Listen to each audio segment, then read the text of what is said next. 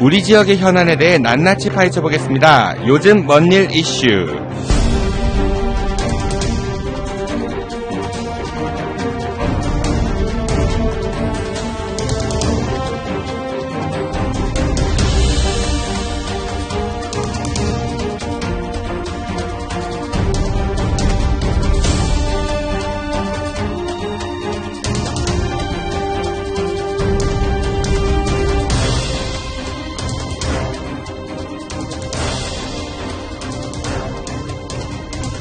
안녕하세요. 대한미디어그룹 아는 것입니다의 정진호입니다.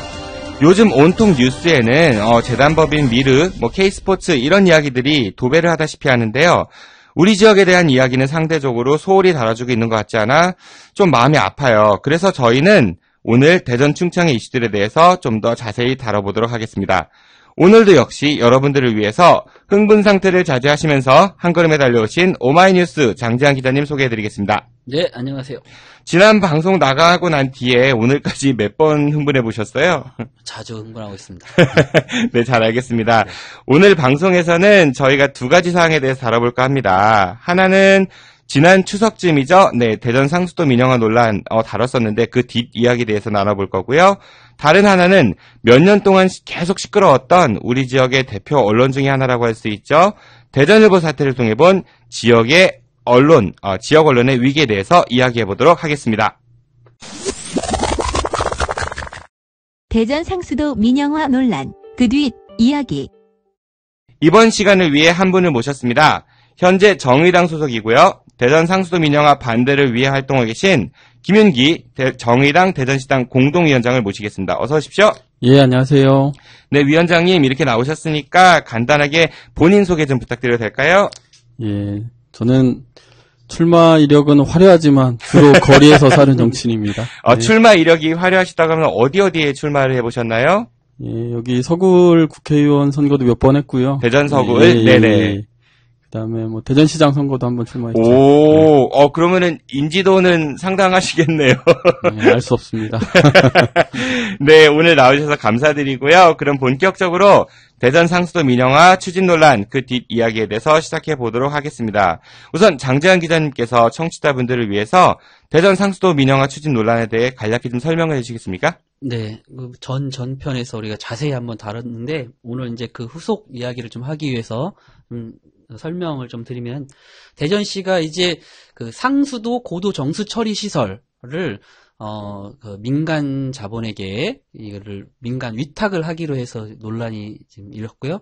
그리고 송촌 정수장과 그다음에 월평 정수장에 있는 고도 정수 처리 시설을 어떻게 운영할 것이냐 이거를 두고 민간에서 포스코와 계룡물산 등이 참여하는 그런 컨소시엄이 제안서를 냈고요. 그 제안서를 대전시가 검토하면서 이대로 가면 좋을 것 같다라는 그런 판단으로 이제 검토를 시작한 겁니다. 근데 그 검토 과정에서 시민단체라든지 이런 쪽에서 이걸 듣고 이건 수돗물 민영화다. 우리 공공재를 민영화하는 거 아니냐. 이렇게 논란이 있으면서 지금 많은 그런 공방이 오가고 있고 또 이 반대하는 단체 측에서 그 대책위를 꾸려서 지금 많은 그 플래카드도 대전 시내 곳곳에 있죠. 그리고 토론회도 좀 개최하고 있고 또 1인 시위나 피켓 시위 이런 것도 하고 있습니다. 그러나 이제 대전시는 이건 민간 위탁이 민영화가 아니다. 민간 위탁일 뿐이다. 그리고 우려하는 것처럼 민간 위탁을 했다고 해서 그 수도 요금이 오르는 게 아니다. 이런 주장을 하고 있고 또 그런데 이제 이걸 반대하는 입장에서 보면 결국은 이게 민영화 아니냐. 민간 위탁과 민영화가 무슨 차이가 있느냐. 결국 민간 자본이 들어와서 우리 공공재를 운영하다 보면 결국은 자본 손에 이런 것들이 넘어가고 그럼 결국은 나중에는 그 요금 인상이 이어질 거다. 이렇게 주장하면서 지금 맞서고 있는데요. 그동안 이제 추진 과정에서 이제 대전시는 강행할 뜻을 보였고 그 반대하는 사람들은 이 반대 뜻을 계속 이야기하고 있고 그 와중에 시의회에서 전체가 반대한다는 뜻의 그 결의안을 통과시켰습니다. 그래서 이제 추진이 좀 어렵지 않느냐 이런 이제 전망이 나왔는데도 불구하고 대전시는 계속 지금 추진하는 그런 과정에 있습니다. 아, 그러니까 이제 고도 정수 처리 시설, 녹조 같은 거를 좀 더 잘 걸러내기 위해서 송촌 취수장 같은데 그거를 설치해야 되는데 대전시가 그렇죠. 이제 포스코하고 계룡건설 민자를 받아서 그거를 하겠다. 그래서 민간 위탁을 주겠다라고 했고, 그래서 시민단체와 많은 분들이 반대를 하고 대전시 의회는 그거에 대해서 반대 결의안도 냈었다. 그 말씀이신 거죠? 네, 그렇죠. 네, 그렇군요. 그럼 우리 지난번 방송 때 대전시에서 이러한 반대 여론을 의식해가지고 결정을 유보한다고 했는데 그 이후에는 혹시 어떻게 됐나요?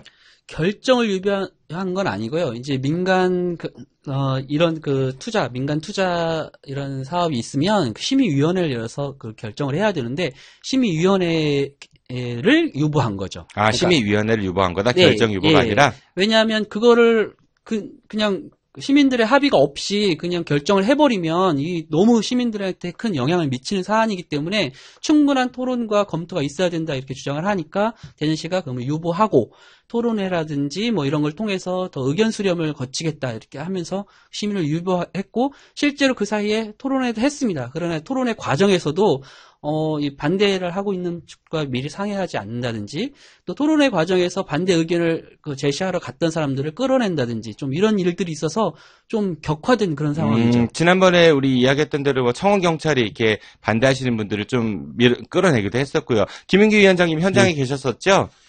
아, 그날은 현장에 없었습니다. 아, 그날은 현장, 예. 다른 현장에 계셨군요. 예. 네네. 그날 뭐 저희 당직자들이 갔었는데요. 그 사진이 아주 이쁘게 잘 찍혔더라고요. 끌려 나왔죠. 예, 질질 끌려 나오는 사진이. 근데 김인규 위원장님이 이걸 기본적으로 반대를 하시고 계세요. 왜 어떤 이유에서 이런 반대 운동을 하시고 계신 거죠? 예, 뭐 기본적으로는 그런 거죠. 예, 이게 뭐 철도든 의료, 뭐 주택 이렇게 사람들이 살아가는데 꼭 필요한 이런 서비스나 재화들이 그러니까 이윤의 논리, 시장의 논리 이런 것에 이제 포섭되면 안 되겠다 이런 생각이 있는 거고요. 그래서 지금까지도 이제 정부가 이런 것들을 책임져 왔잖아요. 이런 서비스들은 필요로 하시는 분들이 원활하게 제공받을 수 있는 이런 구조를 만드는데 핵심을 둬야 되는데 이것을 자꾸 이제 시장에 팔려고 하는 거죠. 예, 그래서 일단 기본적으로 이제 그런 반대가 있고요. 이제 이게 뭐 민간 위탁이다, 민영화다 이런 논란들이 있는데 결국은 이 사업을 진행함으로 해서 이익을 보는 사람들이 누구고 이제 피해를 감수해야 되는 사람들이 누구냐 이런 관점에서 좀 이 논란을 봐야 되지 않나 이런 생각이 있습니다. 글쎄요, 누가 이득을, 이론상은, 그러니까 말할 땐 그러잖아요. 경쟁이나 아니면 민간을 통해가지고 더 나은 서비스를 가격 경쟁을 통해서 낮추고 이런 얘기들 많이 하는데, 그게, 예, 누가 이득을 보느냐에는 정말 간단합니다. 민간 자본들이 먼저 하겠다고 제안서를 갖다 냈어요. 대전시가 그렇죠. 요청을 한 게 아니고. 민간 자본이 너무 착해가고. 그러니까 우리 대전 시민들을 위해서 그럴 봉사하려고. 리가 없죠. 그럴 리가 없다라고 생각되죠. 굉장히 큰 이익이 생길 거라고 보고 있기 때문에 심지어 그들이 자기 돈을 가지고 하는 것도 아니에요. 대부분의 돈은 은행에서 빌려옵니다. 그 이자를 주고 와서 이런 시설에 투자를 하는 거예요. 그리고 그때 얘기했지만 1,700억, 1,600억 가까운 그 돈 중에 실제로 한 500에서 600억은 이 고도 정수처리 시설에 들어가는 돈이 아닙니다.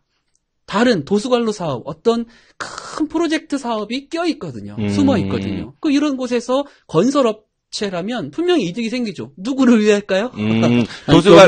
여기에도 좀 숨겨진 게 또 하나 있는 것 같아요. 네, 어떤 게 있죠? 이제 들어오는 기업들이 다 자기 돈으로 하는 게 아니잖아요. 금융자본을 끼고 들어오는데, 그러니까 이 이자로 내는 비용이 예를 들어 포스코나 계룡건설은 뭐 대한민국에서 손에 꼽는 우량 기업인데 이 사람들이 그냥 돈을 빌릴 때의 이율과 이런 사업을 했을 때 이율의 차이가 많이 나는 거죠. 그러니까 사실 이게 뭐 시의 재정이나 시민들의 요금 인상을 통해서 그런 이제 손해와 부담이 고스란히 이제 금융자본에게 이익으로 연결된 이런 구조로 가는 거죠. 그러니까 이분들이 포스코 계룡건설 컨소시엄이 이 사업에 돈을 투자할 때 그 투자금은 자기 돈 내는 게 아니라 은행에서 빌려서 이제 한다. 결국은 이자 얼마밖에 안 내는 이제 그렇다는 얘기인 거고, 또 위원장님 말씀은 일반 사람이 빌릴 때보다는 좀 적은 이자로, 그러니까 얼마 전에 이제 장관 후보자께서 농협 대출 이자 싸게 받았다는 듯이 그런 얘기신 거죠? 그런 얘기가, 그러니까 이제 포스코가 그냥 사업을 할 때 빌릴 때와 이렇게 이제 BTL이나 BTO로 할 때 들여오는 이율이 다르다는 거죠. 이게 이율이 더 비싼 자금이라는 거죠. 어차피 그 이율을 대전시가 부담하기 때문에 금융자본도 그 이율을 더 많이 받아가는. 잠깐만요. 예. 그 이자를 우리 대전시가 부담하는 거예요? 예, 그게 이제 운영비용에 이자가 끼어 있어요. 결론적으로 대전시가 하죠. 대전시가 그 운영 비용을 주고 그 운영 비용 중에서 이제 운영을 하고 일부는 또 이자로 갚으니까 결국은 대전시가 주는 거고 대전시는 결국 대전 시민의 세금이죠. 요금이고. 제가 반대로 이해했군요. 그러니까 이율이 더 높은 거고 그 높은 이율에는 운영 비용이 포함이 될 테니까 그렇죠. 결국은 시민 부담이 되는 거다. 이제 그런 말씀이신 거죠. 그런데도 요금 인상을 안 할 거라고 시장님은 강조를 해요. 절대 없을 거라고. 그러면은 만약 정말 그럴 수도 있습니다. 그럼 무얼로 그걸 보장해 줘야 될까요? 그러면 그 대전시의 그 재정에서 또 그걸 줘야죠. 그럼 똑같은 얘기죠. 결국 시민의 호주머니에서 터는 거죠. 그러니까 이게 대전시가 물론 뭐 이제 민간 기업은 처음이지만 수자원공사나 환경재단에 이제 환경공단에 위탁한 사례는 여러 건이 있잖아요. 경기도 양주시 같은 데가 처음에 그랬대요. 톤당 23원 정도 싸질 거다 이렇게 얘기했는데 위탁을 주면서 양주시가 수자원공사에 위탁을 준 거죠? 예. 23원쯤 싸질 거다 이렇게 했는데 운영하다 보니까 연간 66억 정도가 이제 직접 운영하는 것보다 더 많이 들어가는 거죠. 그래서 최근에 소송을 했는데 이미 한번 계약한 거니까 500억 정도를 조정해서 소송을 하긴 했는데 20년간 한 1200억 정도가 더 들어가는 이런 사례도 이미 나와 있는 직접 거죠. 관리할 때보다 위탁을 주니까? 예. 그러니까 처음에는 이게 싸질 거다 이렇게 얘기하지만 결국은 싸질 수가 없죠. 이게 구조 자체가. 하긴 민간 기업이 사업을 한다는 거는 일단 장사를 하기 위함이고 그러면 남아야 되니까 뭐 그거는 뭐 그런 논리로 이해할 수 있을 것 같아요. 지난번에 어디 TV 토론이 한번 있었어요. 근데 이게 이제 대전시 공무원이신 것 같은데 이제 시민단체 패널에게 그렇게 얘기하는 거예요. 기업이 막 나쁘냐 이렇게 얘기를 하는 거예요. 그런 질문을 하더라고요. 그래서 기업이 나쁜 게 아니라 기업은 당연히 이윤을 추구하는 그걸 목적으로 하는 조직인데 그러면 기업에게 맡길 것이 있고 기업에게 맡겨서는 안 되는 게 있는데 수돗물 같은 것은 기업에게 맡겨서는 안 되는 거죠. 기업이 나쁜 게 아니라. 그 뭔가 좀 생각의 전환이 필요한 게 아닌가 이런 생각이 들더라고요. 그러니까 지금 공무원들이 이런 상황이 오면 너무 기업 걱정을 많이 하는 게 좀 아쉬워요. 아니 우리는 지금 시민을 위한 공직자들이면 시민들의 입장에서 먼저 생각한 다음에 물론 기업도 생각해야죠. 기업도 우리의 시민이고 그렇지만 시민을 먼저 기업 걱정을 너무 하시는 거예요. 요즘 그 갑천지구 문제가 좀 나오고 있는데 거기도 지금 어떤 논란이 있을 때 기업 걱정을 너무 해요. 건설업체 걱정을 너무 하시는 거예요. 맞아요. 어떤 식으로 걱정을 하죠? 이렇게 이 사업을 하지 않으면 경기가 안 좋고 건설업자들이 할 곳이 없다. 지역 경기가 공사할 게 없다. 아니 그보다 더 중요한 가치라는 게 있다는 거거든요. 근데 그거에 대해서 너무 걱정을 많이 하셔서 저는 그래서 그분들이 좀 걱정스러워요. 너무 이렇게 그분들한테 혹시 포위가 되지 않았나. 대전시판 뉴딜 정책이네요. 사실 뭐 뉴딜이야 되면 그러게 말이에요. 실제로 그렇지도 않습니다. 이런 지금 포스코, 계룡건설 우리가 얘기했지만 뭐 계룡건설이야 지역업체라고 말은 하지만 실제로 다 대기업들이어서 그들이 하는 공사가 과연 시민들한테 영향을 주고 그 사람들에게 어떤 경제적 이득을 주느냐 이건 또 다시 따져봐야 되고 또 아까 도안 갑천 이야기 하는데 거기에서도 지금 지역 건설업체들이 왜 우리한테는 그 수주를 할 수 없는 그런 조건을 하느냐 지금 뭐 시청 앞에서 데모도 하고 그렇습니다. 말은 그렇게 하지만 실제로 그들에게도 도움이 크게 되지 않아요. 갑천 관련된 이야기는 우리가 또 흥분하시기 시작하셔가지고 다음 주제로 한번 심도 있게 한번 좀 다뤄보도록 하고요. 우리 지금 수도 얘기하고 있으니까 갑천은 그렇게 하도록 하고 지금 장 기자님께서 지적하신 거는 두 가지인 것 같아요. 하나는 뭐 아까 수돗물이 공공재니까 그 민영화를 안 되는 이유에 대해서 우리 충분히 얘기했던 것 같고 두 번째 거는 그 도수관로 사업 그거 하는데 건설이 껴있기 때문에 결국은 이제 거기에도 목적이 있지 않느냐 그런 말씀을 주신 것 같아요. 근데 아까 김인기 위원장님께서 그런 거 말씀하셨거든요. BTL, BTO 뭐 이런 말씀하셨어요. 그게 좀 말이 어려운 것 같은데 잠깐 좀 설명해 주실 수 있을까요? 그러니까 뭐 쉽게 말씀드리면 그런 거죠. 건설 비용은 민간 기업에서 되고 그걸 이제 운영권을 주든 아니면 뭐 이제 빌려주든 이렇게 해서 이제 그 수익은 알아서 찾아가라고 하는 건데 이제 장기 계약을 해주는 거예요. 그래서 그 건설 비용도 다 이제 부담해주고 최소한의 이윤까지 다 부담해주는 사업이죠. 그러니까 사실 이제 기업의 입장에서는 장기간 운영권이 보장되고 최소한의 이윤까지 이렇게 보장해주기 때문에 그러니까 수돗물 같은 것도 딱 그런 거죠. 이게 장기간으로 따져서 아무리 경기가 나빠져도 사실 뭐 물을 줄이면 얼마나 줄이겠어요.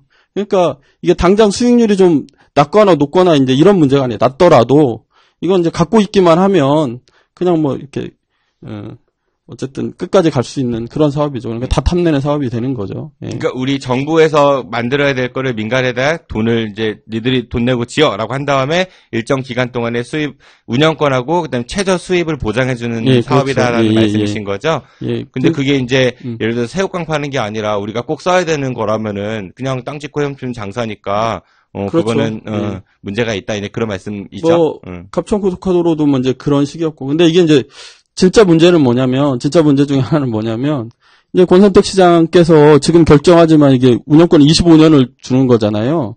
그렇게 25년. 예, 25년을 주는 거잖아요. 그렇게 되면 25년 뒤까지 시장하실 거 아니잖아요. 그러니까 이게 그렇죠? 돈은 다 뗀 거에다 쓰고 그 부담은 그 뒤에 시장이나 시민들에게 다 넘기는 거죠. 혹시 출마 공기성법에 위배되니까 대답하지 마시고요. 네, 계속. 네. 예, 뭐 어쨌든 그래서 이게 그렇게 해서 줄어든 예산으로 이게 시장님은 다른 것도 하실 거고 이제 그 미래의 돈을 끌어다 쓴 것으로는 이제 추적이라고 도로도 만들고 다리도 만들고 이제 보통 BTL, BTO가 뭐 학교도 만들고 이런 걸 하거든요. 네네. 예, 이제 엉뚱한 돈 끌어다가 생색은 자기가 내고 이런 사업인 거죠, 이게. 그러니까 예. 내가 요거 했다라고 하면서 예. 또 거기 안 쓴 돈 가지고 또 딴 데 하면서 또 예, 내가 했다 그렇죠. 이래서 할 수도 있다라고 생각하시는 거죠? 예, 예. 네. 그러면은 이게 어떤 논의 과정을 거쳐서 진행이 된 거죠? 저는 이제 그게 더 큰 문제라고 봐요. 우리가 지금 시장을 직접 선거를 통해서 뽑잖아요. 그러면은 어떤 시민에게 직접적인 영향을 미치는, 그 수돗물은 시민 전체 누구나에게 영향을 미치는 거거든요. 그런 정책을 결정할 때는 충분한 논의 과정도 거치고 또 정보도 충분히 제공하고 그래서 충분히 서로 이게 옳다 그르다라는 그런 무르익은 다음에 결정해야 된다고 보거든요. 기자님 잠시만요. 충분히라는 말이 굉장히 어떻게 보면은 주관적일 수 있어요. 그렇죠. 자, 그러면은 예를 들어 가지고 이렇게 설명을 해줘. 지금 이거 제안서가 온 게 작년이거든요. 네. 근데 공개가 된 건 불과 한 달 반 전에 이런 일이 있었다고 알려진 거예요. 그러니까 일반인으로 알려진 게. 일부러 숨긴 걸로 생각되는. 근데 이제 그쪽에서는 이런 그 법적으로 민간투자법 때문에 공개할 수 없다 그래요. 그건 내용을 공개하지 말라는 거지. 이런 일을 우리가 하겠다, 하지 않는다 이런 이야기를 공개하지 말라는 건 아니거든요. 자세한 내용을 공개하지 말라는 거지. 그러면은 그런 제안서가 왔으면 검토 단계부터 일단 우선 시민의 대표기관인 의회에 보고를 해서 우리가 이런 제안서를 받았으니까 지금부터 이런 사업을 검토하겠습니다. 여러분들도 의견을 좀 충분히 수렴해서 의견을 주십시오. 이렇게 하고 또 시에는 여러 가지 자문위원도 있고 무슨 여러 가지 위원회도 있고 또 그렇지 않다 하더라도 시장이 그 시민들의 뜻을 물을 때는 기자회견을 통해서 이런 거 우리가 앞으로 추진할 생각입니다. 많은 의견 주십시오. 할 수도 있잖아요. 그렇게 해서 충분히 의견도 듣고 또 반대하는 진영이 있으면 들을 기회도 여러 번을 거치고 그래서 이게 무르익어서 시 입장이 맞다라는 사람이 너무 많은지 그럼에도 불구하고 꼭 다수 의견만을 따라야 되는 건 아니겠죠. 또 그러니까 어떤 게 더 옳은 건지도 좀 따져보고 해야 되는데 지금 대전시는 밀실행정이라는 그런 지적을 받고 있는 것이 알려진 게 무려 한 달, 두 달 이 정도 사이에 이렇게 큰 문제. 아까 얘기했죠. 25년 동안 운영권을 주는 이거를 25년 동안. 네. 흥분을 하게 네, 됐죠. 흥분 시작했어요. 네, 발동. 네. 그거를 그냥 몇 달 만에 쑥 해버리려고 그래요. 몇 명의 위원회 모여가지고 만약에 의회에서 이거 딱 통과만 하면 그냥 가는 겁니다. 이거는. 그러니까 기자님 말씀은 작년에 제안서가 왔으면은 그걸 일단은 이런 제안이 왔으니까 의견을 수렴했어야 되는데 안 하고 있다가 최근 들어서 갑자기 밀어붙이려고 하니까 충분히 의견 수렴이 안 됐다. 내부 검토만 열심히 했던 거죠. 어떤 검토인지 좀 궁금해요. 좀 그거를 이렇게 쫙 시나리오처럼 몰고 가려고 검토한 건지. 그러니까 이게 알려지고 나서도 문제예요. 사실은 이제 반대 진영이 생겼잖아요. 반대 진영이 명확히 딱 드러났는데 예를 들면 이제 그날 질질 끌려나왔던 그 토론회 때도 보면 사실 이제 이게 토론회를 어떻게 구성하느냐에 따라서 굉장히 많이 달라지잖아요. 패널은 누가 오고 그렇죠. 주제는 뭐가 되고 그러면 당연히 이 반대하는 시민들과 구성 자체부터 논의를 해야 되는데 다 이렇게 판짜놓고 올래 말래 이렇게 물어보면 구색같이 당연히 안 가죠. 그 토론회 끝나고 나서는 기념 촬영하고 아니, 기념 촬영도 물론 했겠죠. 네, 네, 네. 기념 촬영. 그리고 끌려 이런- 나오면서. 예. 뭐 그런 것도 있었고. 그 다음에 이게 검침원 분들인가 누구 이렇게 통해가지고 각 가정에 14만 장 리플렛을 뿌렸다는 거예요. 상수도 민영화가 왜 좋은지. 그래서 민간 위탁하고 민영화가 왜 다른지 막 이런 이야기 하고. 예, 가격 안 오른다 막 이런 거 하면서. 공금으로. 예, 그렇죠. 그렇게 하면서. 불공평하다. 예, 굉장히 강경하게 지금 밀어붙이고 있는 중인 거죠. 그래서. 왜 밀어붙일까요, 근데? 이득이 아까 얘기했잖아요. 아니, 이걸 하려면 계룡건설이나 포스코는 이해가 가요. 그래도 그 사업이니까. 근데 대전시에서는 권선택 시장도 그렇고 왜 밀어붙일까요? 아까 얘기했잖아요. 자, 보세요. 지금 그 고도 정수 처리 시설을 하려면 굉장히 많은 돈이 들어갑니다. 지금 현재 하려면. 그래서 대전시가 지금 국가 재정을 받고 대전시가 투자해서 송촌 1단계 1일 10만 톤 규모로 이미 한 8월 말에 준공을 했습니다. 네. 근데 이거를 송촌 2단계와 월평동 1단계, 2단계 총 합쳐서 1일 50만 톤 규모를 추가로 하겠다는 거예요. 근데 네. 대전시에서 이거 돈을 들여서 하면 앞으로 15년이 걸린다 그래요. 돈도 많이 들고. 네네. 굉장히 어려운 일이죠. 그런데 시민의 입장에서 보면 좋은 물을 먹으려면 그걸 하는 게 맞아요. 네. 우리가 비용을 부담해서라도 하는 게 맞죠. 그런데 민간에서 제안이 딱 들어왔습니다. 지금 3년 만에 우리가 돈 1,500억 내서 막 해줄게. 1,500억. 네. 1,500원이 아니라. 네. 흥분. 대신 25년 동안 운영권을 줘. 그리고 거기 들어가는 우리가 돈 빌려서 했으니까 그 이자 비용도 보전해주고. 주고 거기 우리가 관리하려면 그 직원도 써야 되니까 운영권도 줘. 1년에 몇십억씩 줘. 이렇게 한 거예요. 그러니까 네. 시장 입장에서 보면은 우리가 돈 들여서 힘들여서 해야 되는데 민간에서 다 해주네.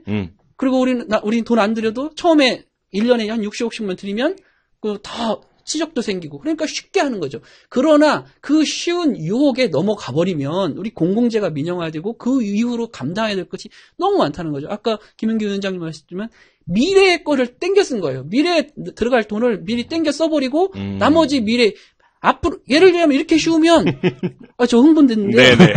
이렇게 쉬우면 익숙합니다. 전기, 네. 교통, 네. 물, 주택 이거 지금 다 민간 투자해서 다 해버리죠.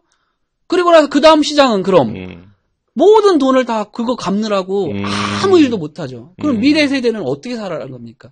그런 게 아니라는 거예요. 그래서 이게 충분한 논의와 검토와 그렇게 한 다음에 추진해야 되는데 그렇게 중요한 사업을 너무 짧은 시간에 한다는 거예요.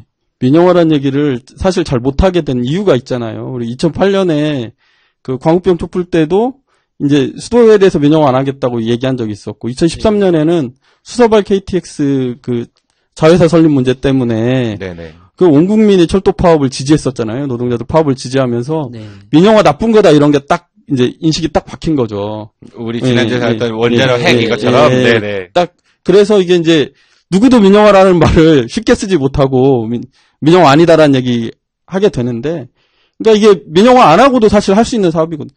물론 이제 저희 당에는 워낙에 막 의견들이 많으시니까 고도정수 처리 시설도 해야 되냐 이런 분들도 있긴 해요. 근데 정의당에서는 예. 근데 그건 그렇다고 치고 그건 이제 깨끗한 물을 먹기 위해 안전한 물을 먹기 위해 필요하다고 하면 사실 이게 이제 국비 70%를 받는 사업이었거든요. 그러니까 송촌 정수장 같은 경우에 70% 받아서 했잖아요. 그럼 이거 민자 유치 안 하고도 민영화하지 않고도 충분히 할 수 있는 사업이었는데 대전시에는 이걸 받을 수 없다고 계속 얘기하는 거. 이해가 안 가는 거죠. 그래서 이게, 대전시가 능력이 없어서 못 받는 거예요. 남들은 다 하는 사업을? 이렇게 했는데, 작년에 이제 자료를 찾아보니까 그렇더라고요. 대전도 하나가 있었고, 송촌정수장 아까 말씀하셨던, 인천도 2개, 전라남도도 3개, 이렇게 해서 15개에 총 한 270억쯤의 국비 예산이 지원됐죠. 이게 70% 물론 이제 30%는 자비로 부담하는 거고. 270억 정도 중에 270억이 이제 국비로 지원이 전체. 됐고. 예. 이제 그런 게 있는데 그래서 하면 되고 이제 광주 같은 경우에도 그게 왜 안 되냐. 이제 광주 점점 닮아가세요. 상수도 본부장님 상수도 사업본부에서 일하시는 분이 네네. 그게 왜 안 되냐. 우리만 주는 것도 아닌데 이렇게 인터뷰를 했더라고요, 뉴스에서. 왜 대전만 안 되는지 저 그게 궁금해요. 네, 네. 두 분이 하도 흥분하셔가지고 점점 제가 이건 흥분할 일입니다. 도울 김용옥 선생님을 모시고 진행하는 것 같다는 생각이 들어서 아이고 그래요. 이게 흥분할 사항이고 참 근데 일반 대전 시민들은 그렇게 흥분을 많이 안 하신 것 같아요. 안 하시는 이유가 일단 잘 모르시는 것 같기도 하고, 또 일단 시민단체에서 주장하면은 뭐랄까, 저도 종북 좌빨들 하는 얘기 아니야, 이렇게 생각하시는 분들도 많이 계신 것 같기도 해요. 또 공교롭게도 오마이뉴스도 뭐 흔히 얘기하는 종북 좌빨 신문이라고 하고, 정의당 뭐 빨갱이라고 하는 사람들도 많고, 근데 두 분 제가 봤을 때는 빨갱이 아닙니다. 종북도 아니시고요. 네, 저도 아닙니다, 물론. 이거 김인기 위원장님 나오셨으니까, 우리 상수도 민영화 대전만 왜 안 되냐라고 이렇게 다른 지역 분들이나 많이 말씀하신다고 하는데, 마지막으로 이 문제에 대해서, 위원장님께서 한 말씀 좀 덧붙여 주시죠. 저 이제 두 가지 정도 얘기하고 싶은데요. 하나는 이게 어쨌든 고도정수 처리 시설이 수질 문제잖아요. 그러면 대청호 원수의 수질 관리가 필요하거든요. 근데 이게 정부 정책을 보니까 이제 상수원 보호 구역도 이게 규제다 이래가지고 규제위원회에서 이걸 다루고 있더라고요. 그러니까 최근에 수원 어디선가도 보니까 이게 이제 수원시에서는 처음에는 해제하지 않겠다 이렇게 버티다가 결국 해제하게 되고 뭐 이렇더라고요. 그래서 이게 물론 뭐 여러 가지 문제가 있겠죠. 대청호가 댐이다 보니까 여름에 온도가 높아지고 이러면 당연히 녹조가 생기고 뭐 이런 문제가 생길 텐데 이제 이 문제에 대해서 어쨌든 뭐 4대강 문제를 얘기하시는 분들도 있어요. 불필요한 보 같은 건 좀 이렇게 없애야 물의 흐름도 생기고 그래 좀 나아지지 않겠냐 이렇게 말씀하시는 분들도 있고 그래서 고도정 수처리 시설도 필요하지만 대청호 이 수질 관리 문제에 대해서도 좀 더 신경 써야 되는 게 아닌가 이런 생각이 하나 있고요. 이제 또 하나는 이제 정치권에 드리는 말씀인데 이게 지금 국민의당이 논평을 한번 내긴 했지만 다들 조용히 하고 계시는 거죠. 민주당도 원래 뭐 아까 철도 이런 거 민영화 안 된다 이렇게 얘기했지만 이건 민간 투자 사업이니 원래 이게 뭐 당론에 되는 거다 이렇게 사무처장님이 말씀하셨대요. 그리고 뭐 시당 위원장 박범계 위원장님도 이거는 개인적으로는 반대하지만 시당의 당론으로 안 나오고 있는 상태. 그러니까 사실 이제 시장님이 이걸 의지를 갖고 추진한다 하더라도 이제 시의회로 넘어가서 이게 또 절차가 있는데 이제 뭐 대전시의회 절대 다수가 민주당인 상황에서 민주당이 당론을 명확히 정해주면 이게 사실 끊어질 수 있는 문제인데 그런 면에서 좀 아쉬움이 드는 거죠. 네, 알겠습니다. 지금 우리 김인기 위원장님께서는 첫 번째는 대청호의 원래 물 관리, 수질 관리가 좀 더 철저히 돼야겠다라는 말씀을 주셨고, 정치권, 이 지역 정치권에서, 그래요, 이건 좀 저도 궁금하긴 해요.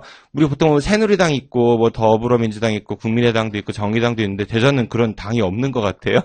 보면 누가 새누리당이고 누가 더불어민주당이고 이런지 잘 좀 구분이 안 가요, 솔직히. 그러니까 그런 대전 지역 정치권에서 입장을 좀 명확히 표명할 필요가 있다라고 말씀을 주셨습니다. 네, 잘 알겠습니다. 공공재 민영화, 공공재는 땅 짚고 헤엄치는 격의 장사인 것 같아요. 근데 그걸 민영화하면은 좀 문제가 많이 있겠죠. 네, 하루빨리 대전시가 시민들의 목소리를 정책에 반영해야 할 것 같습니다. 김인기 위원장님 오늘 나오셔서 감사드리고요. 가시기 전에 마지막으로 우리 청취자분들을 위해 당부하시고자 싶은 말씀 한마디 해주시죠. 예, 물은 우리 거죠. 우리가 뭐 시장이 뽑았지만 물 관리해달라고 했지 팔라고 하지 않았잖아요. 예, 우리 거 우리 손으로 지켜야 됩니다. 우리 시민 여러분들께서 나서서 저희 이제 10만 서명운동 하고 있는데요. 페이스북에서 10만 서명운동 이렇게 찾으면 나와요. 서명도 좀 해주시고 옆에 친구분들, 가족분들에게 좀 많이 알려주셔서 우리의 물 우리의 손으로 지킬 수 있도록 많이 도와주십시오. 네, 오늘 나와주신 김윤기 정의당 대전시당 공동위원장님께 다시 한번 감사 말씀드립니다. 고맙습니다. 고맙습니다.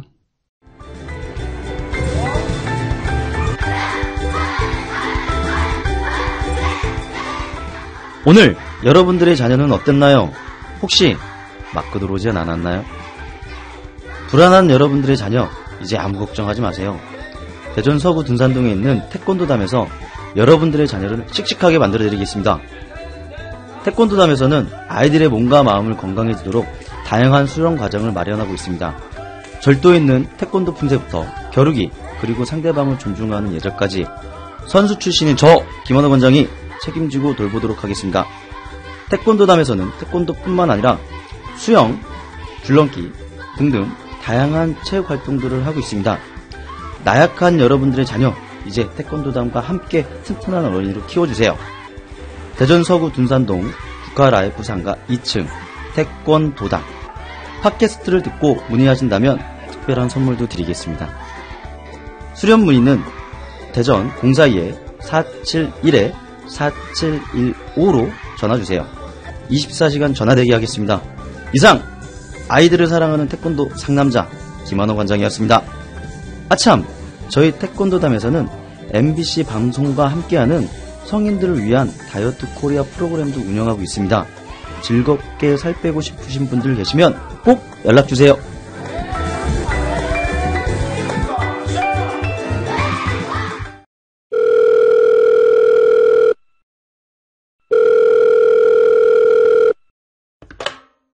저 혹시 오늘 저녁 약속 있으세요?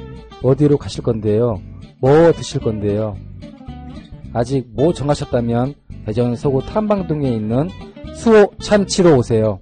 수호 참치는 합리적인 가격에 정말 고급진 참치 부위만 엄선해서 손님들께 대접해드립니다. 무늬만 참치 사용합니다. 오로지 맛으로 승부하겠습니다. 일식, 한식, 중식, 그리고 그 어렵다는 복요리 조리사 자격증 갖춘 참치 인생 20년, 저 문수호만 믿고 와주세요. 팟캐스트 듣고 오셨다고 하시면 특별 서비스도 드리겠습니다. 정말 자신 있습니다. 양심을 걸고 맹세합니다. 와주시는 손님분들 감동하실 때까지, 참치로 배 터질 때까지, 이제 그만하실 때까지 정성껏 모시겠습니다. 네이버 블로그에 수호 참치를 검색하면 다녀가신 분들의 극찬 확인하실 수 있습니다. 대전의 참치공화국 건설의 그날까지, 대전 서구 탐방동 먹적골목에 있는 수호 참치, 예약 문의 042-485-1311. 이상 남길 만큼만 남기고 모조리 퍼주겠다는 신념으로 똘똘 뭉친 수호 참치 사장 문수호였습니다. 고맙습니다.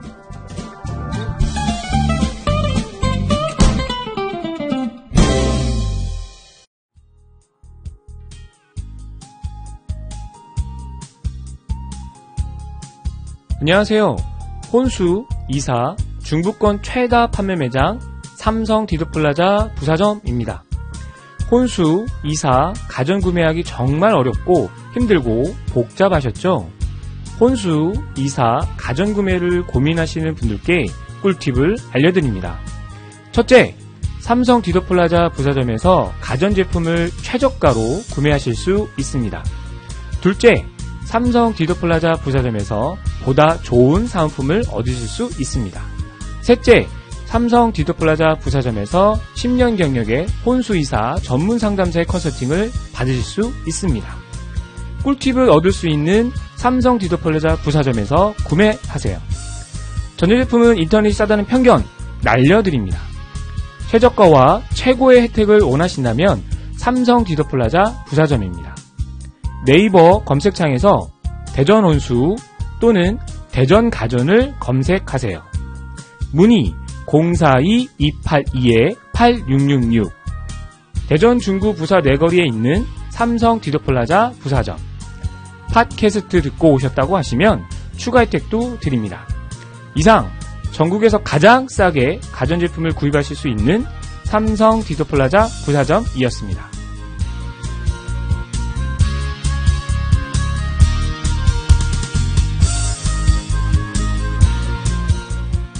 삼성 디지털 프로젝트. 계속해서 이번에는 우리 지역의 대표 언론이라고 할 수 있죠. 대전일보 사태에 대해서 알아보도록 하겠습니다. 지역 언론의 위기, 대전일보. 오늘 도움 말씀 주실 분을 모셨습니다. 대전일보 기자시고요. 전 언론노조 대전일보 지부장을 맡고 계신 장길문 지부장 모셨습니다. 지부장님 안녕하세요. 네, 안녕하세요. 근데 말이죠. 좀 안타깝게도 지금 현재 해직 중이시라고요? 네, 그렇습니다. 어떻게 하다가 해직이 되셨는지 좀 간략하게 좀 말씀 주실 수 있을까요?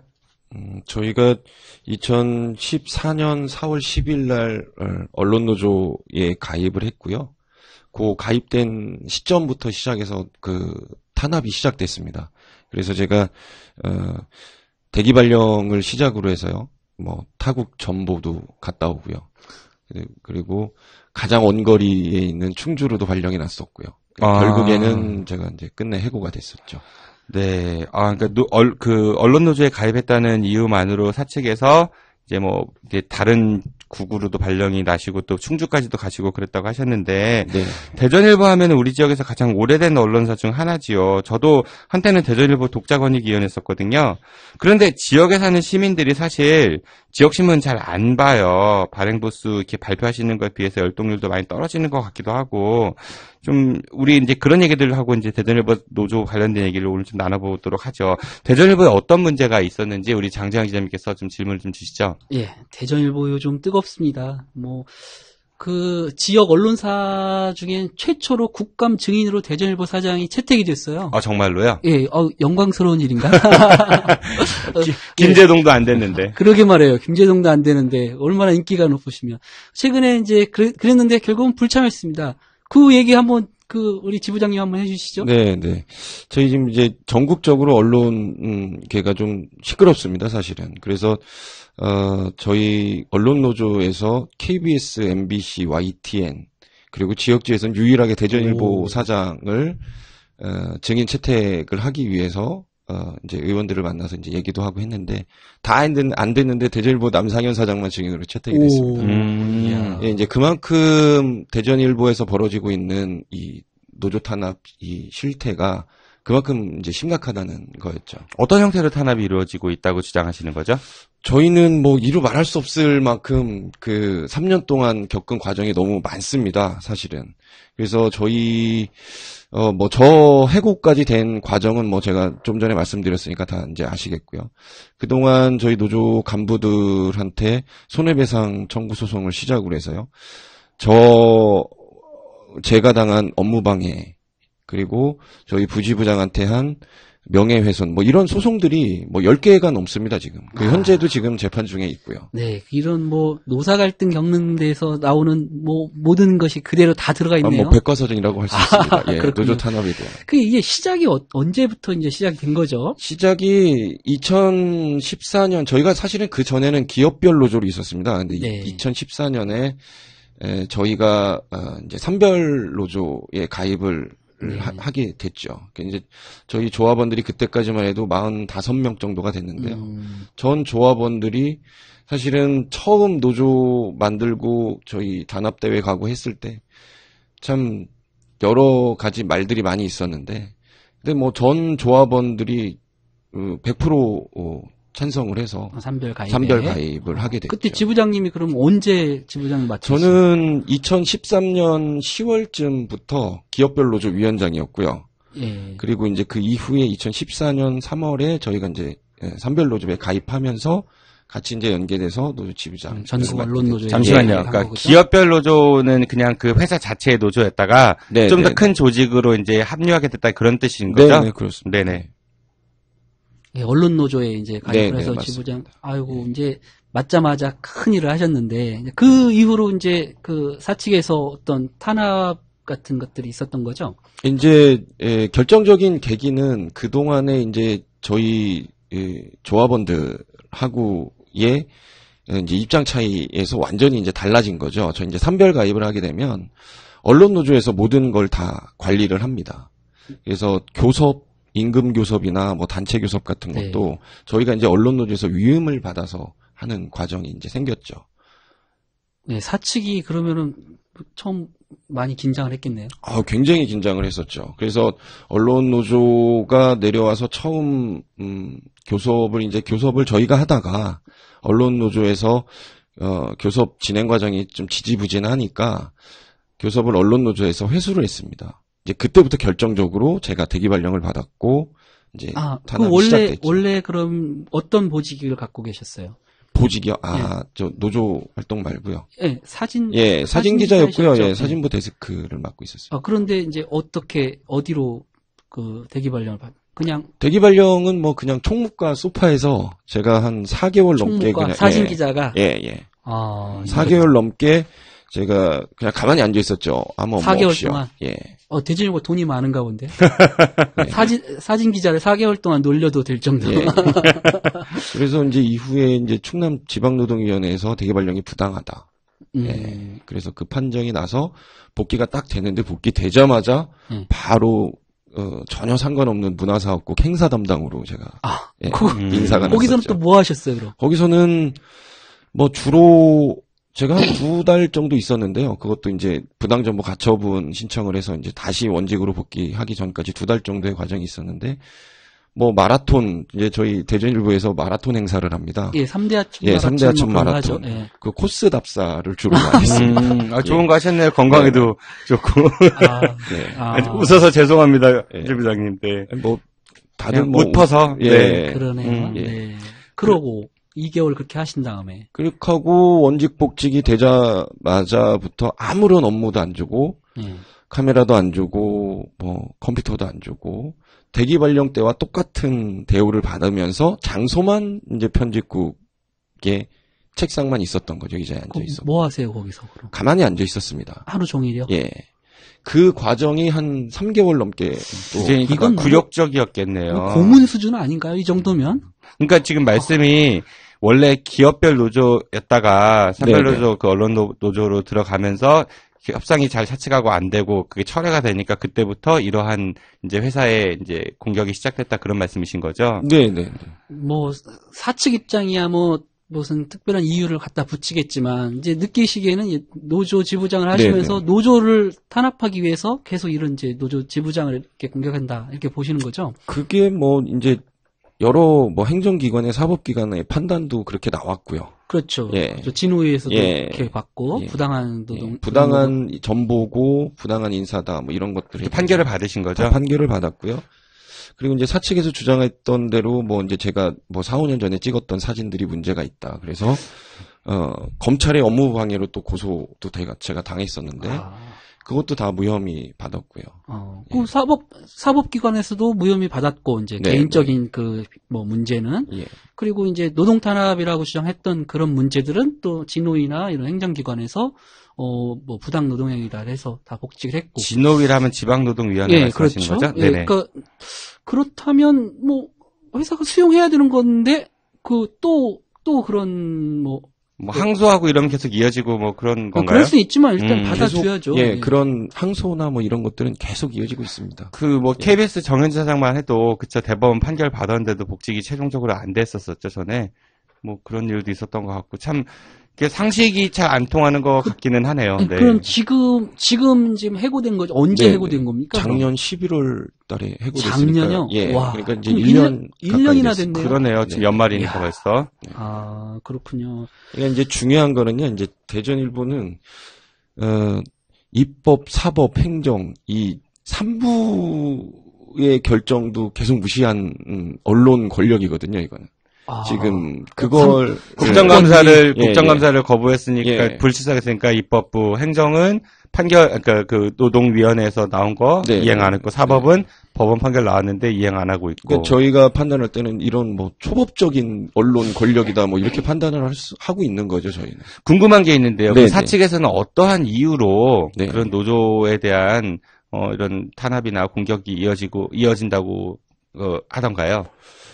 뭐 중요한 거는요. 이제 사측이 이 노조를 인정하고 싶지 않은 거죠.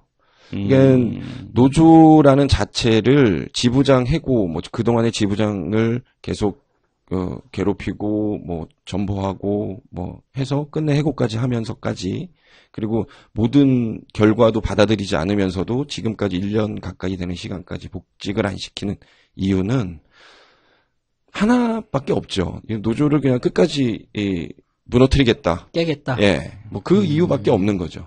노조를 그렇게까지 왜 인정하지 않을까요? 제가 보기에 대전일보 노조가 그렇게 센 노조 같지도 않은데. 그러니까 저희는 파업 한 번 안 하고 그러니까요. 지금 뭐 이런 상태까지 왔습니다. 제가 뭐 임금을 더 달라고 싸운 것도 아니었고 그동안. 그럼 쟁점이 그럼 어떤 거에서 저희는 사실은 기자로서 자부심을 좀 갖고 일하고 싶다라는 거에서 시작을 한 거였습니다, 사실은. 예, 그 어떤 뭐 구체적인 사안으로 보면 어떤 것들이 좀 그렇게 부당하다고 조금 뭐 창피한 얘기지만요. 저희 대전일보에서 벌어지는 일들을 좀 하나하나씩 들어가서 보면 예.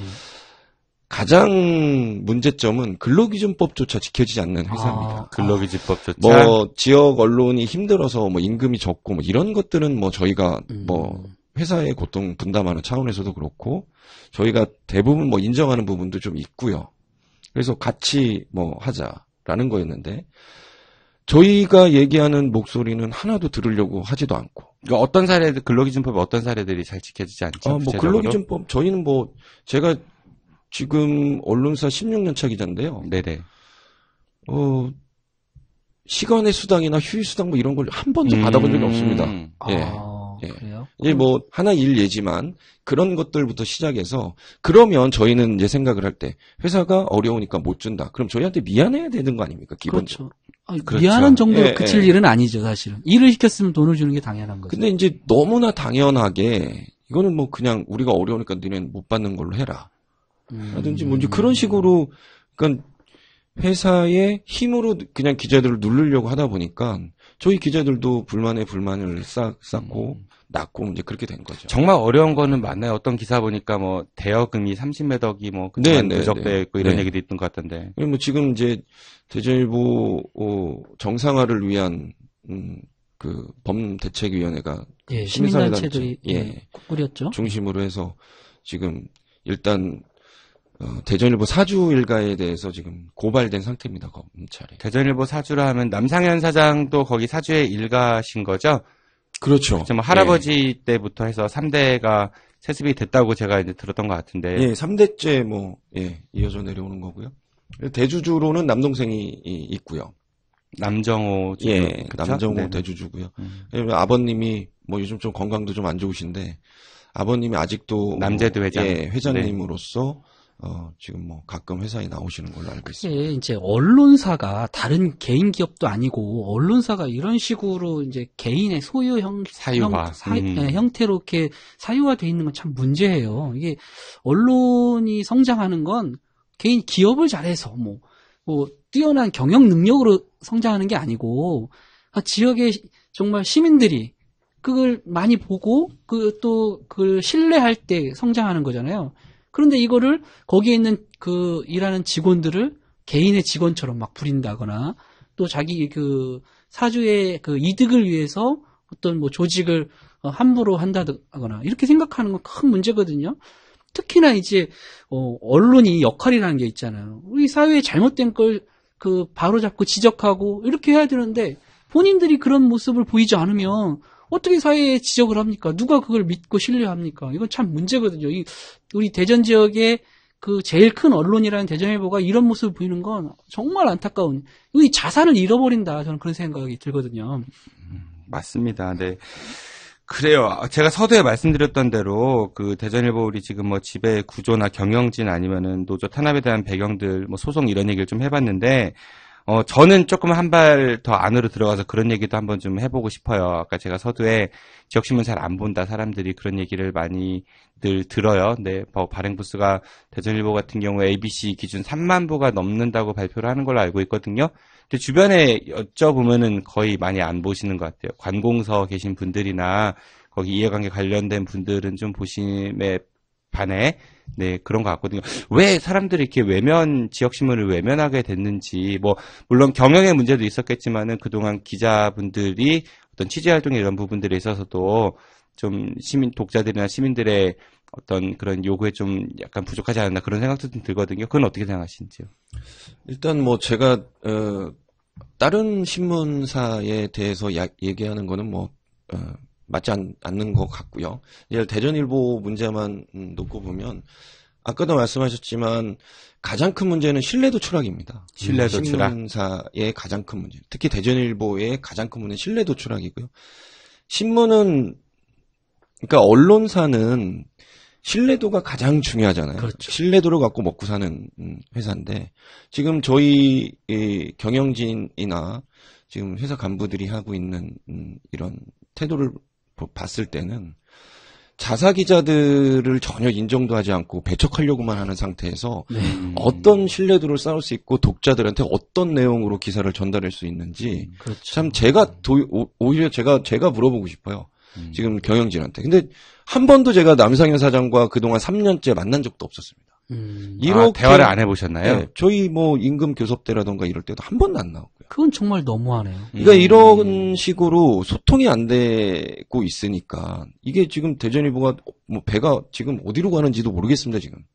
지금 현재 상태에서 봤을 때. 그 노조를 인정을 해서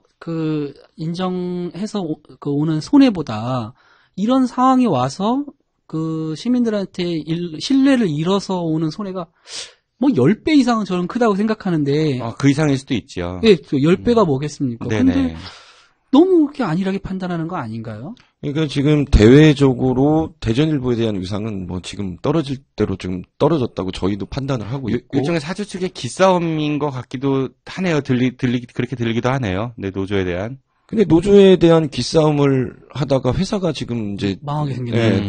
나락으로 떨어지고 있는데 지금 뭐 그거를 지금 생각할 거는 아니라고 생각을 합니다. 지금 노사 간에 화합을 해서 회사 발전 방향을 위해서 싸워야 되는데도 지금 회사가 살을까 말까 한 그런 위기인데. 그러게요. 지금 내부적으로 직원들마저 내팽개치려고 하고 지금 굉장히 많이 그만뒀습니다. 지금 노조 저희가 산별 가입하고 나서 그때에 45명이었는데요. 지금은 조합원 수가 18명. 그 사이에 10명이 퇴사를 했고. 10명이요? 예. 그래서 2년 만에 대전일보 입사했을 때 인원이 거의 150명 이상, 한 200명 가까이 되는 인원이었는데요. 현재 지금 대전일보는 80명 조금 넘을까요? 그 정도밖에 안 돼요. 심각하구나. 그러니까 저희들이 판단할 때는 이럴 사람들은 다 나가고.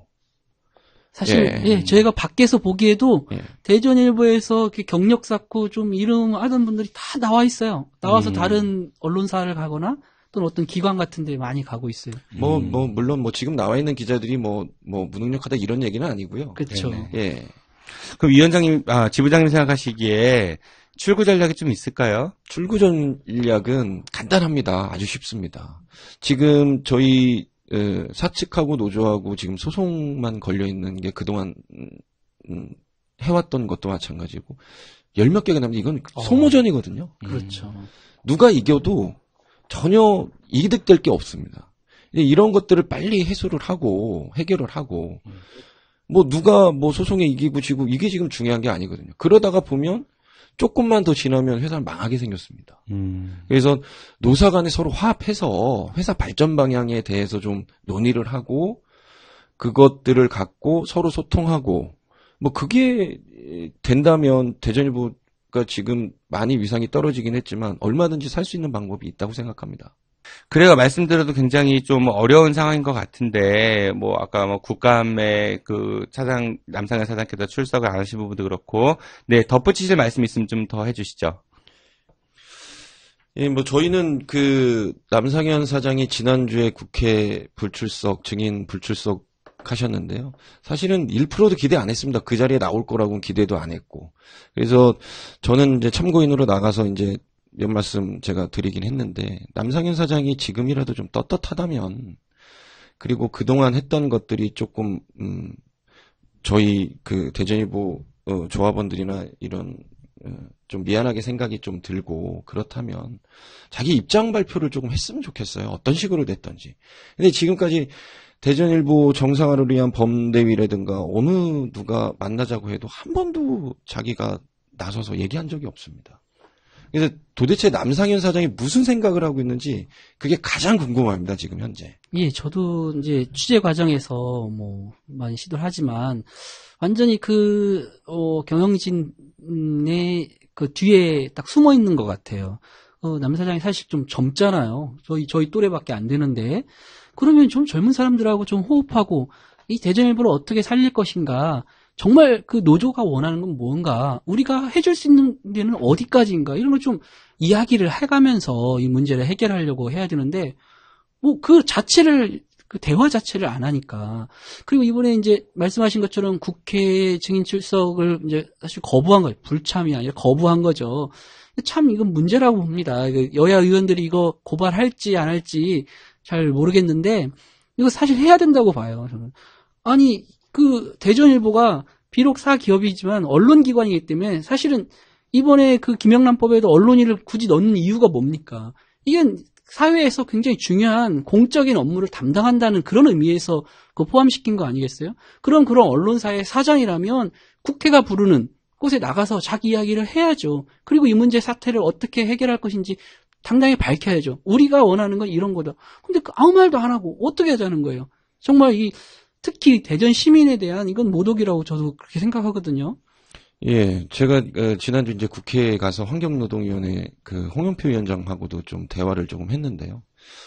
그러니까 남상현 사장이 불출석 사유서를 제출을 했는데 지금 뭐 현재 노조하고 재판 중이고 뭐 영국 대사하고 뭐 미팅을 또 해야 되고 뭐 이런 뭐 말도 안 되는 이유로 불출석하겠다고 사유서를 제출했더라고요. 그러니까 환경노동위원회 위원장도 어이가 없어 합니다. 그러니까 이런 식의 도대체 남상현 사장이 도대체 누구냐라고 궁금해까지 합니다. 그 자리에 누가 나왔었냐면 삼성전자 부회장, 뭐 현대중공업 회장, 뭐 이런 분들도 다 나왔거든요, 증인으로. 근데 남상현 사장만 안 나왔어요. 그리고 남상현 사장만 고발됩니다. 그날 불출석한 증인들이 몇 명 있긴 하지만 다른 증인들은 고발 대상에서 제외를 시켰지만 환노위에서 남상현 네, 사장만 환노위에서 안 나오면 어떤 국회법 위반으로요. 예. 3년 이하의 징역 그리고 2천만 원 이하의 벌금 뭐 이렇게 됩니다. 예. 그 징역형으로 결정이 돼야 될 텐데요. 그래서 지금 남상현 사장만 유독 고발이 될 예정인데, 그리고 뭐 거의 뭐 지금 여당에서 물론 반대를 해서 뭐 안건 조정회의에 넘어가긴 했지만 3개월 뒤에는 무조건 고발이 됩니다. 근데 여당은 왜 그런 걸 또 제대로 뭐 반대할까요? 이제 그거는 뭐 여러 가지 뭐 이유가 있었겠죠. 예. 좀 이해가 안 가는데. 우리 장재환 기자님이 이렇게 이야기하다 들어보니까 사안이 좀 이렇게 무거워서 이제 흥분 안 하시는 것 같아요. 아니, 저도 이제 언론인이잖아요. 같은 네네. 언론인으로서 뭐 남의 회사 막 비판하는 게 사실 그게 좋은 유쾌한 일은 그렇죠. 아니죠. 네네. 그런데 아까 말씀하신 것처럼 지금 언론들이 무한 경쟁에 내몰려져 있고 또 새로운 대한 매체들이 많이 생기기 때문에 특히 종이신문 같은 경우에는 더더욱 열심히 해야 돼요. 저희 오마이뉴스도 사장과 경영진과 노조와 뭐 직원이 똘똘 뭉쳐서 한 마음으로 해도 지금 이 어려운 시기를 헤쳐나가기 너무 어렵습니다. 근데 특히 이제 더 혁신하고 새롭게 힘을 모아서 나아가야 할 대전일보가 이렇게 오랫동안 긴 시간을 이렇게 시간을 허비하는 건 정말 스스로 무덤을 파는 거죠. 이건 아까 얘기했듯이 이 시민의 재산이에요. 자산이에요. 앞으로 우리 미래 세대가 좋은 언론을 키워내야 그래야 이 사회가 건강해지는 거거든요. 그런데 이렇게 뭐 사기업인 것처럼 이렇게 뭐 되든 말든 뭐 상관없다는 식으로 어떻게 되든 상관없다 이런 식으로 가면 큰 문제죠. 괜히 얘기해서 흥분 또 예, 하시겠어요. 아니 뭐 제가 조금 덧붙이자면 네네, 말씀하시죠. 언론은 그냥 개인 기업이 아닙니다. 일반 기업이 아닙니다. 네. 그리고 시민의 혈세가 분명히 들어가는 그렇죠. 예, 회사고요. 그래서 지금 뭐 지역지발입법이나 뭐 지발입법? 예, 그게 뭐죠? 지역신문 발전 지원법이요. 거기에서도 지원을 받고 있고, 그리고 각 관공서 자치단체에서 저희 뭐 보조금이나 뭐 사업이나 뭐 이런 것들로 해서 신문사가 운영을 합니다. 운영이 되고 있습니다. 특히 대전일보도 그런 관공서에서 나오는 광고나 사업비 뭐 이런 것들이 없으면 운영 자체가 안 됩니다. 아마 제가 생각할 때, 그리고 제가 뭐 본 것도 있지만 저희 대전일보 수익 중에 50% 이상이 관공서에서 나오는 돈입니다. 그렇기 때문에 이게 대전일보는 일반 기업과는 다릅니다. 시민 혈세가 들어갔고 세금이 들어갔기 때문에 이건 공정하게 이루어져야 돼요. 근데 그런 회사에서 지금과 같은 말도 안 되는 이런 상황들이 벌어지기 때문에 대전 지역 시민들하고 대전일보를 보는 독자들이 한테 대전일보가 과연 언론사로서의 신뢰를 전혀 주지 못하고 있는 게 참 안타까운 상황이죠. 예, 저는 또 다른 측면에서 보면 그 언론에는 건강한 직원들이 있어야 돼요. 건강한 생각을 하는. 그래야 건강한 언론이 되고 그래야 건강한 사회를 위한 지적을 하죠. 그런데 사주한테 충성하는 그 직원들, 사주고 마음대로 너희들이 그런 생각하면 안 돼. 그런 행동하면 안 돼. 이런 게 충실한 사람들만 직원으로 데리고 있겠다. 이런 발상을 가지고 있으면 언론사의 기능을 못하면 우리 그 대전 시민에게 우리 대전 사회에 악영향을 끼치는 겁니다. 그래서 정말 이런 식으로 가면 지금 시민단체들이 정상화를 위해서 지금 노력하고 있지만 끝까지 이런 식으로 계속 가겠다. 그러면 사실은 이런 언론사는 더 이상 그 국민의 세금이 혈세가 지원되지 않도록 하는 그런 상황도 가야 된다. 저는 그렇게 생각하거든요. 개인 기업으로 가야 된다. 아니 왜냐면 아까 말씀하신 그럴 것 것처럼 같으면 그냥 개인적으로 가라. 구독료도 굉장히 많은 구독료도 세금으로 그걸 구독을 하고 있고 옛날엔 개도지 같은 게 있었어. 지금도 개도지와 유사한 그런 뭐 저소득층이나 이런데 신문 그 무료로 네네. 하고 또 아까 얘기했듯이 지바리법 같은 데에서 지원도 많이 하고 또 어떤 행사를 하면 거기서 후원금으로 굉장히 많은 돈이 자치단체나 이런 데서 하고 있거든요. 그런데 그렇게 받을 때는 마치 그 시민을 위한 그런 기관인 것처럼 하고 운영할 때는 내 개인 기업 내 맘대로 내 직원들은 내 맘대로 이렇게 해서는 안 된다는 거죠.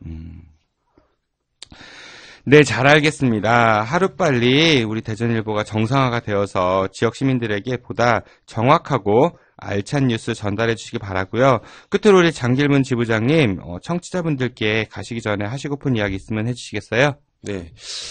제가 지금 해고된 지 1년 가까이 됐습니다. 물론 제가 어려운 부분은 상당 부분 많이 있죠. 예, 해고되고, 일도 없고, 그런 것들보다. 근데 지금 대전일보가 올해로 66년 됐습니다. 창간한 지요. 근데 66년의 그 전통과 역사를 자랑한 것들이 지금 깡그리 무너지고 있는 상황이거든요. 이런 것들이 정말 제가 청춘을 바쳤던 그 한 회사가 이런 식으로 무너지는 게 참 안타깝습니다. 제 개인적인 이 문제를 떠나서요. 그래서 대전일보는 꼭 지역에서 제대로 된 정론지로서 우뚝 섰으면 하는 게 바람이고, 그리고 지금 이제 남아있는 후배들 걱정이 많이 됩니다. 지금 대전일보 기자들이 밖에서 생활하고 있는 면면을 보면 안타까운 부분도 굉장히 많고요. 그래서 그런 훌륭한 기자 후배들도 많은데 그런 후배들이 제대로 기자로서 지역사회에서 역할을 좀 할 수 있는 그런 기회가 좀 있었으면 하는 게 가장 큰 바람입니다. 그래서 대전 지역 사회에서도 시민들도 마찬가지고 대전일보를 사랑하고 대전일보를 또 보시는 독자분들께서 좀 관심 좀 가져주시고, 그래서 대전일보를 꼭 살 수 있게, 지금 위기에서 꼭 벗어날 수 있게 좀 도움을 좀 많이 주셨으면 하고 제가 부탁 좀 드리고 싶습니다. 네, 잘 알겠습니다. 오늘 어려운 걸음 해주셔서 정말 감사드리고요. 대전일보에 좋은 결과가 있기를 바라겠습니다. 지부장님 고맙습니다. 안녕히 가십시오. 네, 감사합니다. 우리 장지한 기자님께서도 오늘 고생 많으셨습니다. 네, 수고하셨습니다.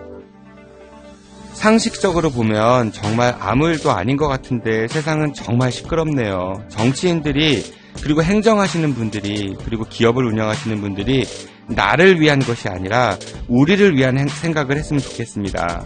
말로만 국민들을, 시민들을, 독자들을 외칠 게 아니라 그 모습들이 행동으로 이어졌으면 좋겠습니다. 지금까지 진행의 정진호였습니다. 안녕히 계십시오.